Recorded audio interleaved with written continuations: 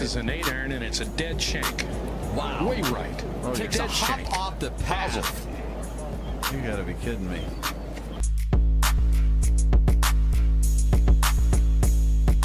Very tough pitch shot right here. You gotta hit it into the hill, one hop up and bite, and it's in. Kind of like that.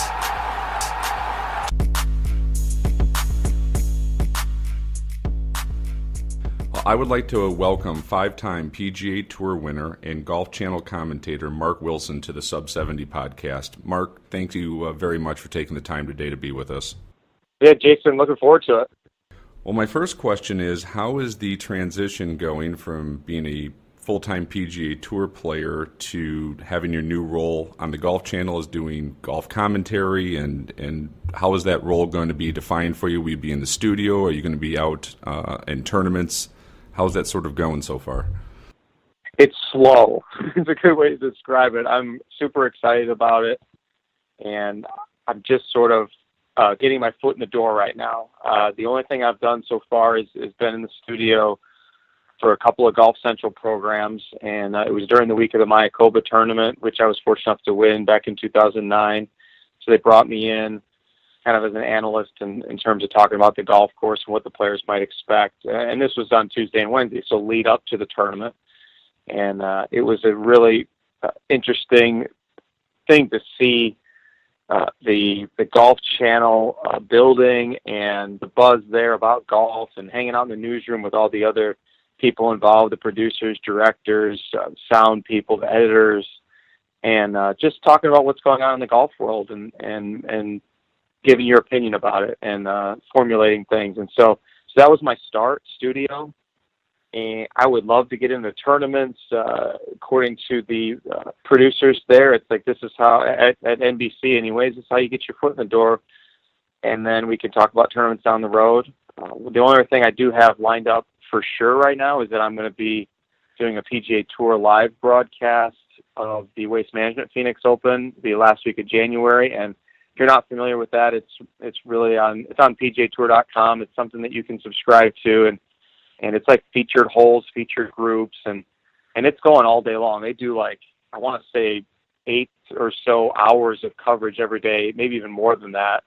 And it's really 2 or 3 guys talking about what they're seeing there, and so it's slow right now. I'm kind of anxious to get things going. In the meantime, I'm still working on my game and just practicing. I'm paying a lot more attention to the golf world than I used to. I used to obviously just focus on my golf and really not care what the media is saying. And now here I am watching Golf Central every night, tuning into broadcasts and keeping informed about what's going on. And I love this game. It's been a part of my life ever since I was a little kid. And so it's an easy thing to do, to be paying attention to golf. How did that opportunity come about? Is it something that you kind of put out there, that you thought you would have a skill set that would be, good for the Golf Channel? Or did they kind of come to you and say, hey, we have an opportunity, we think with your experience and personality it'd be a good fit? And then how do you see your role or how do you see your best attributes of what you want to bring to the viewer when they are watching you on television? Yeah, really, it was really me reaching out a couple of years ago, and it was just seeing some of my friends get started with it, mainly Justin Leonard. He played a lot of practice rounds with him on the PGA Tour, and saw he was I felt like he was transitioning. He made a move with his family, and I'm like, oh. And then all of a sudden he started doing TV, and it made me start thinking, what am I going to do when I'm done, when my body's giving out on me? And I pursued it, met up with a producer for NBC named Molly Solomon at the KPMG women's event at Olympia Field last year, and she showed me around all day long into the studio and just how they do things, and it was really fun to see it in action. Because when you're on the PGA Tour playing, you really don't pull the curtain back. We don't know what's going on behind, what they're talking about, what they're all doing. It is unbelievable, a team effort of people that put together these broadcasts, and so it was really me just reaching out to them, and then I was honest with them, saying I'm still pursuing golf full time. Last year I played, and I said, but I'm interested. And then come August this year, when I had another subpar year, in my opinion, in terms of PGA Tour results, I decided that I'm going to call them up and say, hey, I am all in. Please give me some opportunities if you want. And that was the start just last week. In terms of my role in it, I certainly want to just bring my experiences as a player. I want the viewers to be able, for me to be able to paint a picture for the viewers of what that player is actually thinking. And too many times when I see golf on TV, there's way too much talk about score, especially when you tune in like a Thursday broadcast and so-and-so's over a putt and they say this putt will give them a share of the lead. That is the farthest thing from a player's mind on a Thursday. And it really, a lot of times, shouldn't be really a part of a player's mind all week. It's a matter of you're playing against the golf course. Hopefully you can get the least amount of strokes and hoist the trophy at the end of the week. So that's just one little example of how I'm hoping to help the viewers understand what these players are dealing with. Also, like live. I mean, I think the cameras are a lot better than they used to be. However, around the greens, golfers know what it's like to just have that one little piece of grass behind what looks like a really good lie dictate the difference of a good chip shot. And I'd like to bring that to the viewers too, to not just say if he flubs his chip, go, oh man, he must be nervous. It really could actually just be because he just was a little bit indecisive about what the lie was going to do, and that made him indecisive in his swing. And so those are kind of initially the thoughts that I want to bring to the viewers. Your playing schedule next year, so what will that look like in the sense of do you have any idea how many opportunities you'll have in the past champions? Will you play web at all? And if you do get the starts on the PGA Tour, how are you then going to balance, all the work that goes into doing television with getting the work done that needs to be competitive on the PGA Tour to compete against those guys? Yeah, it's a big balancing act, and all the guys that I've talked to, it's near impossible to do both. And that's why I kind of waited until this year to just really say, you know what, I'm done with playing competitive golf full time. It doesn't mean I don't want to improve, just like any other golfer who goes out there and works at his game. So I'm still kind of approaching it as a PGA Tour professional with very limited starts. I will get into what's now called the Desert Classic in the old Bob Hope tournament that I was fortunate enough to win in 2012, which carried with it a 10-year exemption into the tournament, and it works out amazing for us because my in-laws live in Palm Desert, and third week of January, us living in Elmhurst, Illinois, our family will be ready to get a little bit of break from the snow. So we go out there and play that event. So that's a definite. Other than that, a couple of opposite events. And the way the past champion category works is if you play well early and have a couple of decent weeks, then all of a sudden you get some more starts. But most of your starts come in the summer when the fields go to 156 men and there's more daylight, you can do it. So it's kind of interesting, though, because at that point, my kids are out of school, and then we like to do stuff as a family, and so that's kind of why I've made the decision that golf, my competitive golf, tournament golf, is definitely way down on the totem pole right now. If it fits in, great. If TV comes with an opportunity saying we want you to do this event, and I'd still get in on my number, I think I'd go with TV right now, and that's kind of where I'm at with that. And in terms of just getting ready for my golf, it's like still practicing and playing and working out and trying to do all those things that are needed to compete with the best players in the world. And it's these kids are so good coming out of college now, and they're hungry to win. And I've definitely seen what I feel is an elevation in the game of golf, whether it's from technology improving with the equipment that they use or the way that they practice with TrackMan and stuff like that. I mean, the average score has definitely come lower, and myself, I feel like I've maybe slightly got a little bit worse, and that's not going to cut it. So I need to get better, and I love working at the game, and that's really where I get most of my joy from it. Just that journey of trying to find something that works and feels good, and you take it to the golf course and it produces a good score. Well, before we start talking about everything you accomplished in your career, I figure since you are kind of a media member now, I'll get your opinion on the topics from this weekend. So, and kind of last week in golf, and sort of get your 2 cents on this stuff. So, my first one, which I saw you talking about earlier on the Golf Channel, but I don't know if our listeners have heard you speak of it, but was Justin Rose changing over to Honma, I should say, on his equipment deal. And what's your opinion when you've been with a manufacturer like you've been with Ping forever, and you can sort of there's a lineage of how the product sort of evolves, so you're comfortable with the last one, so you'll be comfortable with this one. Has to make that easy of making that sort of jump. And I don't know what his contract's going to look like, of how many clubs he has to play, if it's just the irons or whatnot. What's the potential danger of that? And the other question I have is, were you ever close to doing anything like that and decided not to because of the potential downfall of guys switching all their equipment, and how hard of a decision that could be? Yeah. Well, the danger in it, I think, is just in second guessing yourself, right? You've gotten to the number one player. If you're Justin Rose, you've gotten to be the number one player in the world in a few different weeks. You're obviously a top 10 machine in the last couple years around the world. Lots of wins. The danger, I think, is when you go out there and you hit a poor shot, and now you've got another variable in it. It's like, oh, was that me, or was that the equipment? And of course, he's going to have a team of people that are going to devote themselves to making sure he has the exact specs and everything he wants. He's going to put a lot of time into that. I don't understand why you'd want to do that at this point. I would think that what he wants to do in the game of golf is to win major championships and leave that legacy. And he's on a great track to do that. He's got one U.S. Open. The way he's playing, he should be contending for a lot of other majors. And I would think that's what you'd want to put all your time and effort into. Instead, now he's going to be spending a lot of days working on new equipment. Now, I have heard that it's only the irons, so he's still going to be hitting the TaylorMade woods and ball.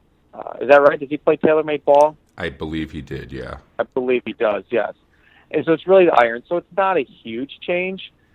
I just feel like there's something in your mind that might go through, like wondering, did I make a wrong decision? Now, on the flip side, you start thinking, okay, now I've never been the number one player in the world. I've been up there as high as 24th, the best I did. There's sometimes these players, I would think, have an invincibility about them in their psyche. So he's like, I could play with anything. And maybe he's almost thinking differently than us, going, you know what, I'm number one in the world right now. Well, he was last week, I guess. I think Brooks Koepka, based on the numbers, is now number one. He's like, I'm missing something in my iron play. And that's maybe that half a shot, a tournament, or a round that is going to be the difference of me contending in the majors. You know, us on the outside look like, you're number one, you're the best player in the world. Why would you want to jeopardize that? Justin Rose is probably thinking, I just want to get better, and here's one of the ingredients to making me better. And so I'm not going to second guess him at all for doing it. I really do not think it's a money thing. We won't know, I guess, what the contract's going to be. He's got plenty of money. He's got a great family. He wants to make his mark in the game in terms of winning as many tournaments as he can, being a major champion. I really think that that's what he's after. There's another little thought there. I mean, you think of the stable of guys that they've got there at TaylorMade, including Tiger Woods and Jason Day, Dustin Johnson. A player like Justin Rose, kind of used to having your ego fed. You just wonder, is he tired of being down in the totem pole when he's actually the number one player in the world? That could have been part of the decision as well.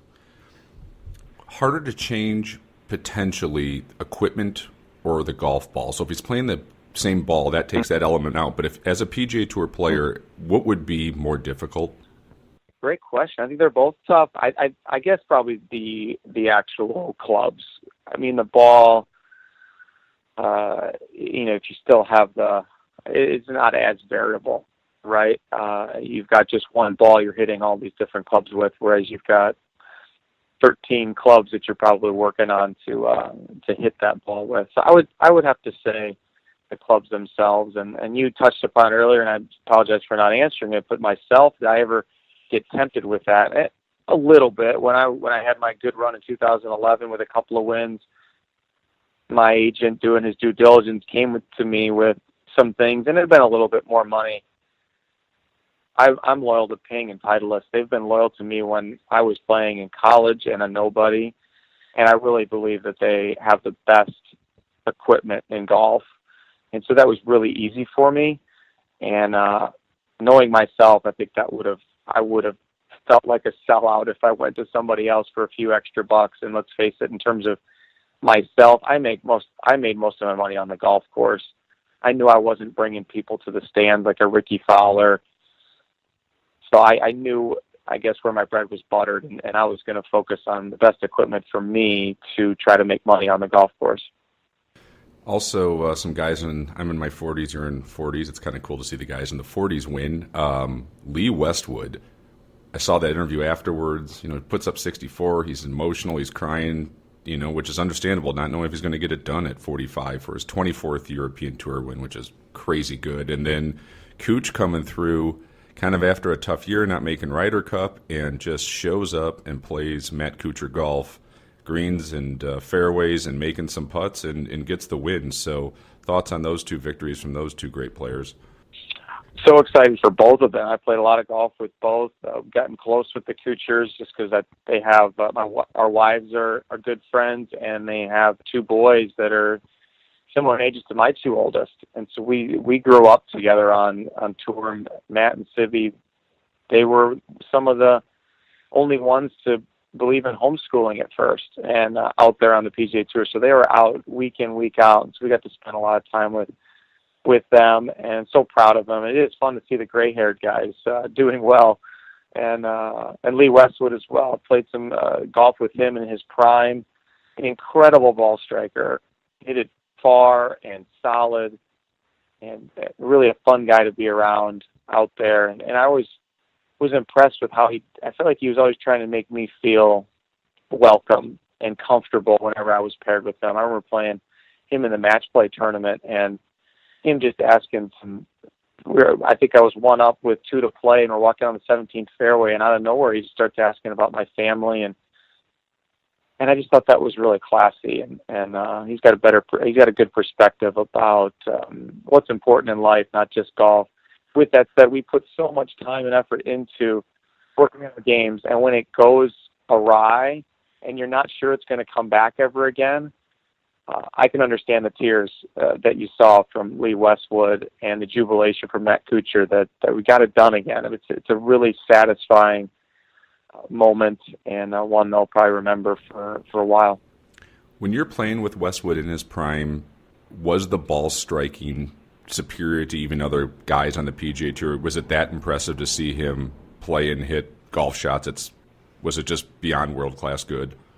It was. The trajectory of his driver and the straightness of it was second to none. It was just this perfect launch, and it'd go out there and fly in close to 300 and roll. It looked like playing with a robot. And now on the greens, he all of a sudden looked like, I guess he looked like a robot in that sense, like he was paralyzed on the greens a little bit. And you always think about it. Thankfully, God doesn't give everybody everything, because if he could putt just somewhat naturally, he would have just ran away with a bunch of majors. Instead, here he has no major championships to account for. But yeah, Lee Westwood it was fun to watch him strike a golf ball.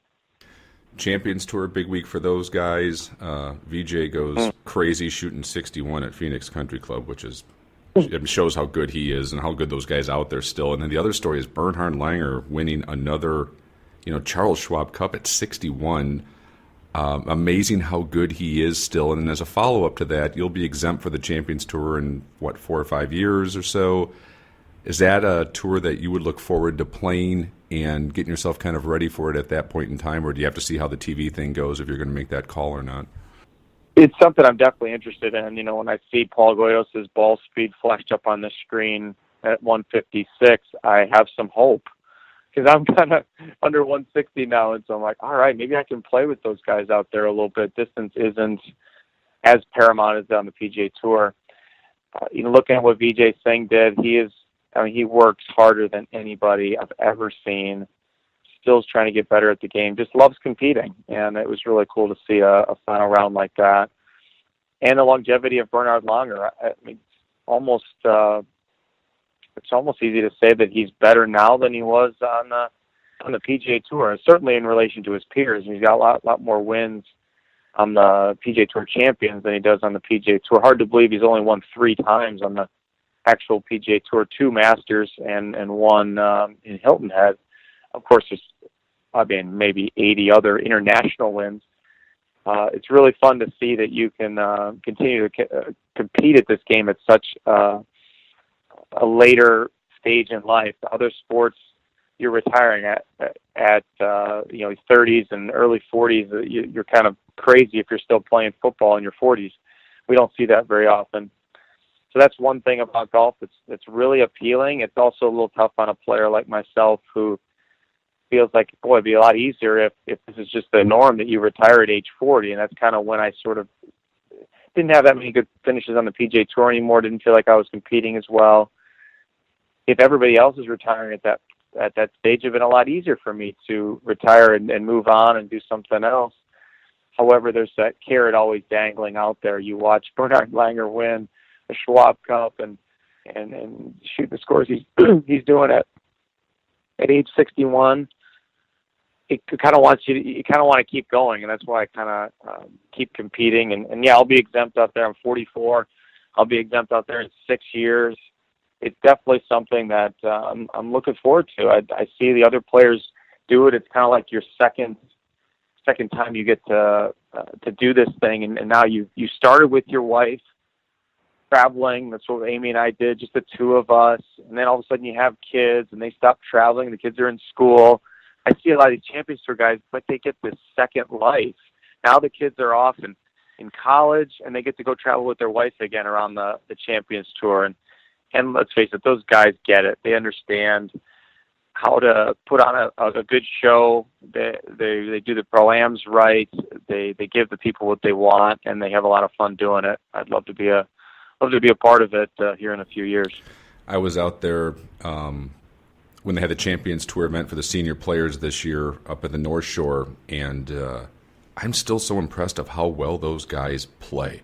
Like, I watched Langer up close. There was no one out there, and we had media passes, and watching him from 5 or 6 feet away still, I mean, it's long, it's solid. Like, it looks like he could be playing the PGA Tour, like to go shoot 20 under par and 3 or 4 rounds on a 7,100-yard golf course. Still, they're not playing pitch and putts, and their level of, I was talking to Jerry Kelly about it on the podcast, and he was even surprised still how good those guys in their 50s still really can play.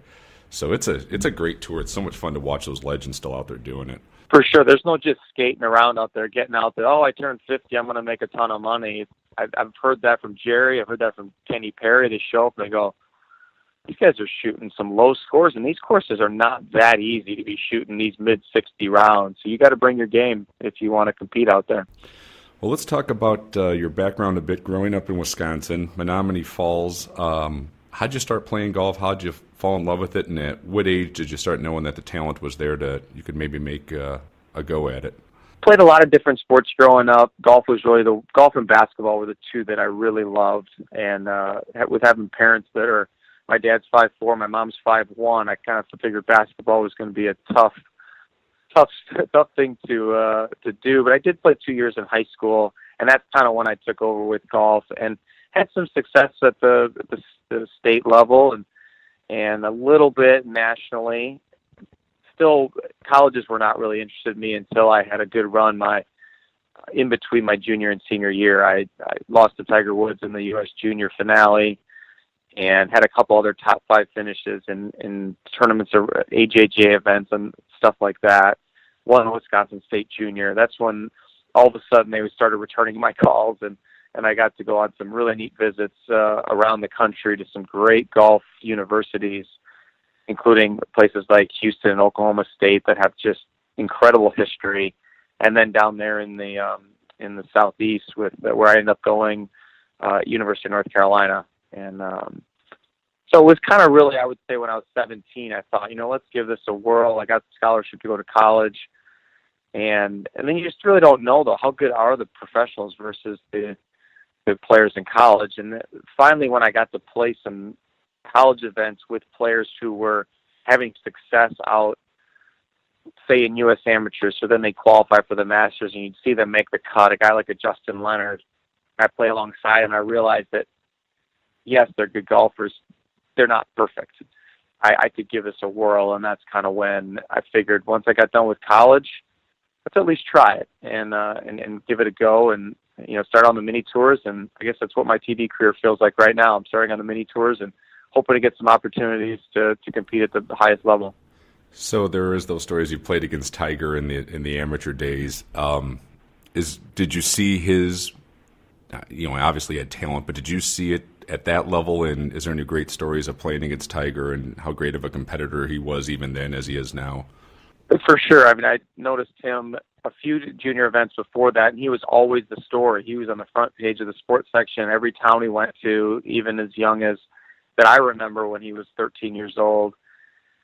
And so he had just an incredible pressure put on him and all these expectations. Somehow he seemed to exceed those expectations every time. I mean, winning 3 straight U.S. juniors and then follow that up with 3 straight U.S. amateurs. It was incredible. I think mentally is what I was most impressed about.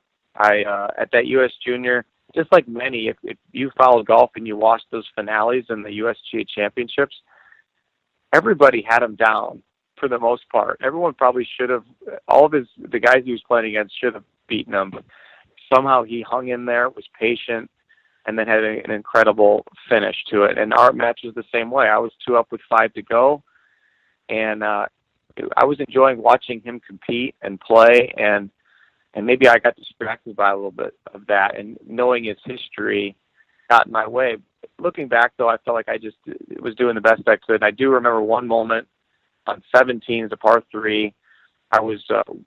We were all square at that point, and I had maybe an 8-footer for par, and he had like a 6-footer for par.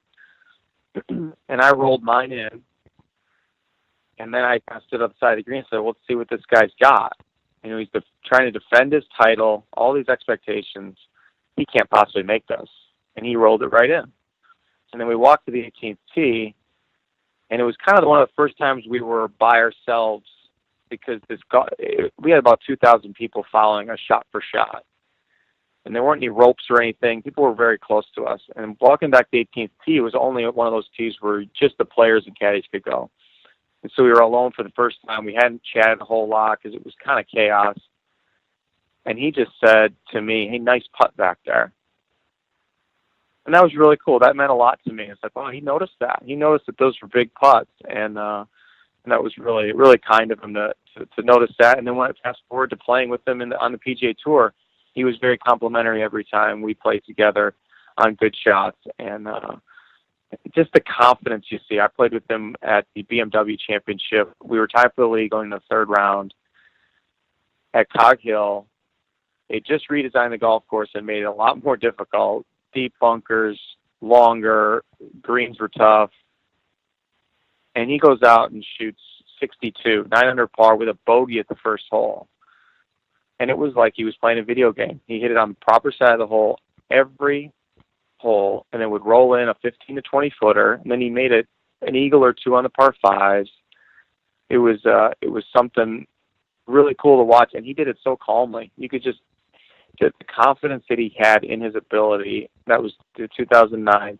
It was just oozing out of him, and he was like he knew he was gonna win that tournament, and many others that year as well. It was really neat to be part of the Tiger Woods era and see him as a teenager start out, and then everything he's done in the game, and the incredible comeback he's had in the last 2 years. It's been fun to watch. And then back to your game in '97, you turn pro and you play all those mini tours. How does that sort of grind shape your competitiveness, your golf game, and then winning on the mini tour. I assume winning breeds winning, so there's some getting off to that start, and I know you won on the Hooters Tour, and kind of getting yourself that you can compete has to be huge to try to get, or on that road to the PGA Tour. I think it made me definitely more grateful when I got on the PGA Tour. If you jump right on the PGA Tour and you've got your pick of what ball you play on the range, not only if it's a Titleist Pro V1 or a Pro V1X, 3 different types of Callaway balls, all that stuff. If you get right to the PGA Tour, you're not going to appreciate it as much versus when I started on the mini tours, driving around my Volkswagen with my clothes rod in the back, hanging my golf shirts, going from stop to stop, doing Monday qualifiers, and getting knocked down a lot, and then having a great week, and winning some tournaments. That was very satisfying, and you build on that. There's no doubt. There's a lot of great players out there. Zach Johnson, Jim Furyk, Chad Campbell all played out there. Guys have had incredible careers on the PGA Tour, and so those were the types of players I was competing against. So winning against fields like that, it definitely helped me when I got to the PGA Tour. It was certainly a loftier stage.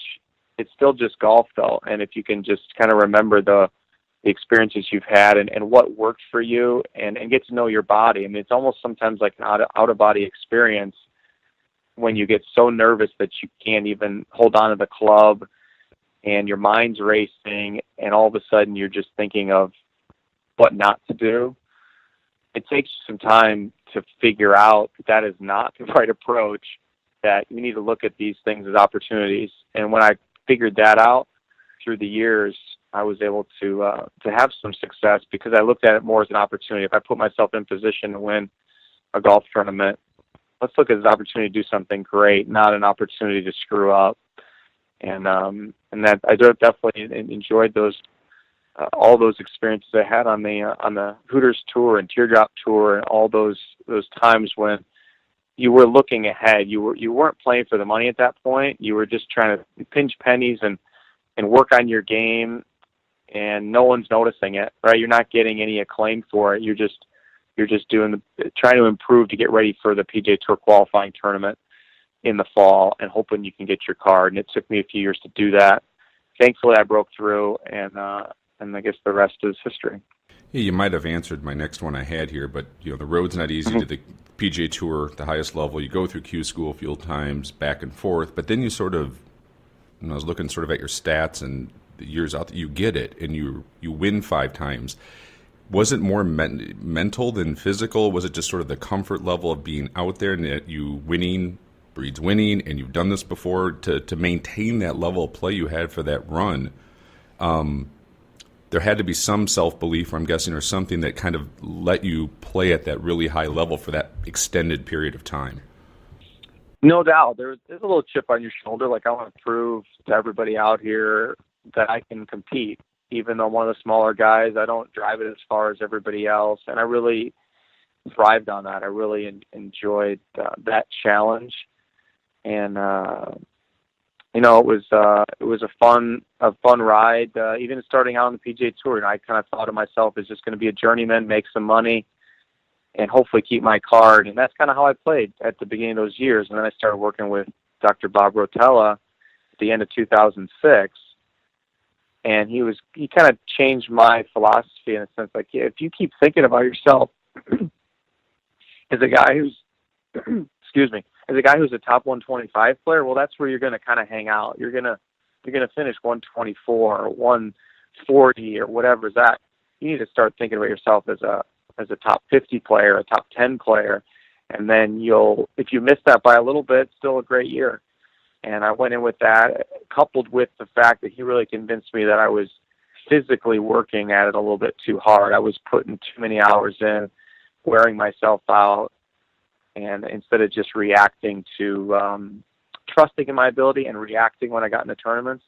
So those things all together really helped me in 2007 kind of have a new perspective, look at myself as a top player, even though I didn't have anything to back that up with in terms of successes, a few top 10s maybe. And then there were certain moments with my instructors, especially Jim Suddy was helping me a lot at that point and giving me little tips here or there that then I would go work on. And as Ben Hogan said, dig it out of the dirt. And I find something that really felt like I could go with it. And that was kind of in that stretch. I had a few of those epiphany kind of moments. And lately I haven't had any of those. I feel like it's kind of funny. I keep thinking, well, maybe I've tried every swing thought that's known to man, and so I can't. But back in those years, I kept coming up with some new things with the help of Jim Suddy and myself working at it. And sometimes those things really worked and gave me that confidence that I could do it on the golf course and then carry it over to competition. You know, winning on the PGA Tour, have to imagine special every time you do it, but you've done it 5 times.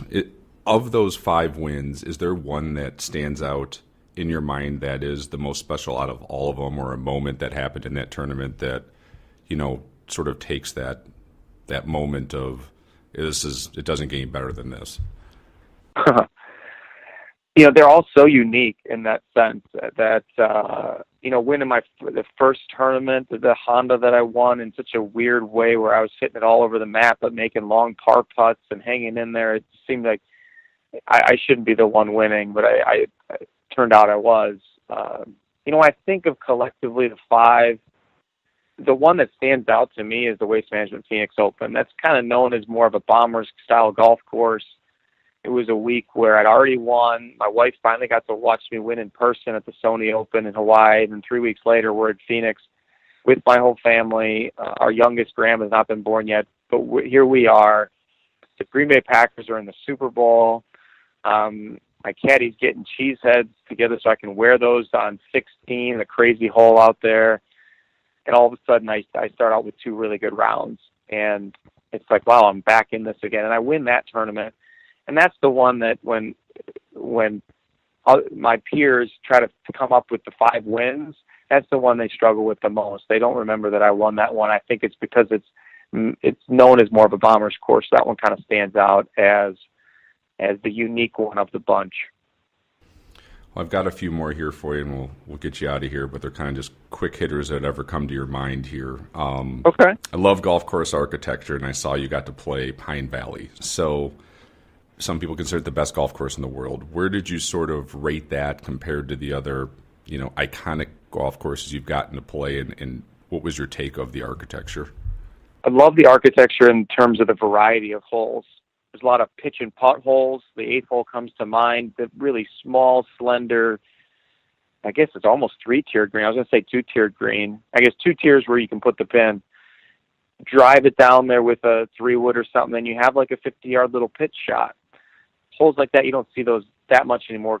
Architects are starting to do that again. I mean, we see that, it's no longer on the PGA Tour, but TPC Boston, I remember we had a really goofy 4th hole there that they'd end up changing to a drivable par 4.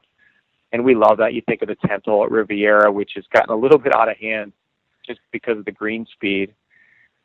So I loved Pine Valley and that the sense of variety of holes. I grew up on a Donald Ross golf course called the Conemaugh Golf Club up in Wisconsin, and so I'm always drawn to Donald Ross and his golf courses. I love playing as many as I can.